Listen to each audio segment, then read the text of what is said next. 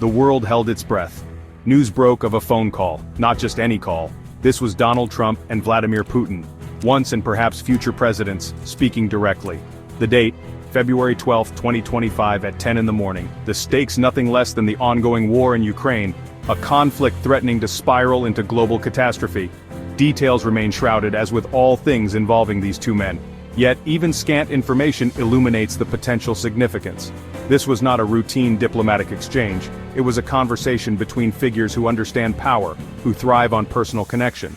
Trump, never one for formality, likely relished the chance to bypass intermediaries and speak his mind.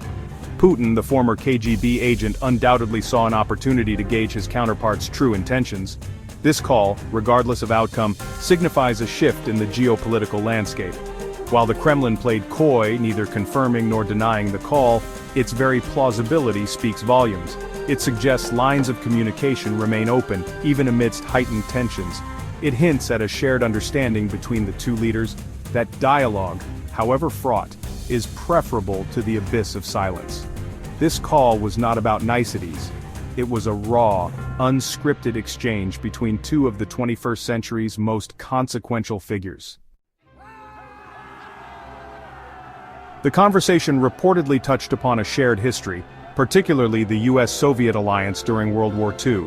This shared heritage, while often invoked for political expediency, holds genuine weight. Both nations sacrificed immensely to defeat Nazi Germany, forging a bond in blood and fire. Trump, with his penchant for grand narratives, likely sees this shared past as a foundation for future cooperation.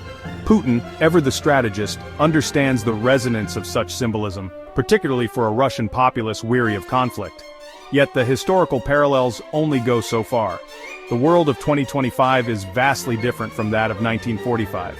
The specter of nuclear annihilation still looms, but the geopolitical chessboard has become far more complex. The rise of China, the proliferation of non-state actors, the accelerating pace of technological change, all these factors complicate any simplistic replay of past alliances. Still, the invocation of World War II serves a purpose.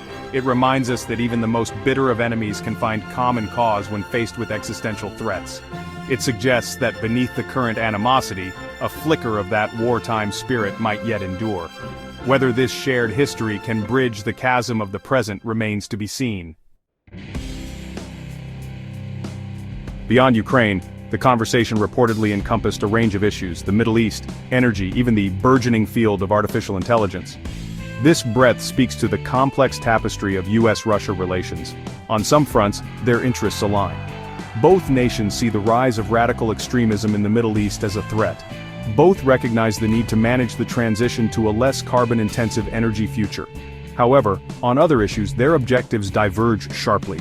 The ongoing conflict in Syria, the future of NATO expansion, the imposition of sanctions, these remain points of contention, each capable of reigniting tensions.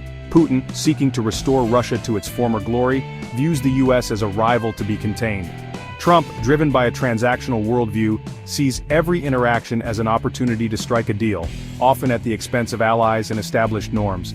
This mix of shared and divergent interests makes the path forward perilous. Success hinges on a delicate balance, finding enough common ground to build upon, while managing inevitable disagreements. It demands a level of diplomatic dexterity that has eluded both leaders in the past. The world watches, hoping against hope that they prove more adept this time around. Central to the call was, of course, the war in Ukraine. Both leaders expressed a desire to see the conflict end, with Putin even echoing Trump's common-sense motto. It's a phrase that resonates with a war-weary public, desperate for a return to normalcy. Yet the devil, as always, lies in the details. What constitutes common sense for one side may be anathema to the other. Trump, never one for subtlety, has already floated a proposal: a $500 million deal with Ukraine, offering access to rare earth minerals and gas in exchange for security guarantees in a peace agreement. It's a characteristically Trumpian move, prioritizing economic interests over geopolitical considerations. Whether such a deal could appease Putin, who has staked his legacy on subduing Ukraine, remains doubtful. Despite the long odds, the very fact that negotiations are being considered offers a glimmer of hope. Trump has assembled a team, led by seasoned diplomats and intelligence officials. Their task, to navigate the treacherous path towards a ceasefire and eventually, a lasting peace. It will be a long and arduous process, fraught with pitfalls and setbacks. But as the saying goes, the journey of 1,000 miles begins with a single step.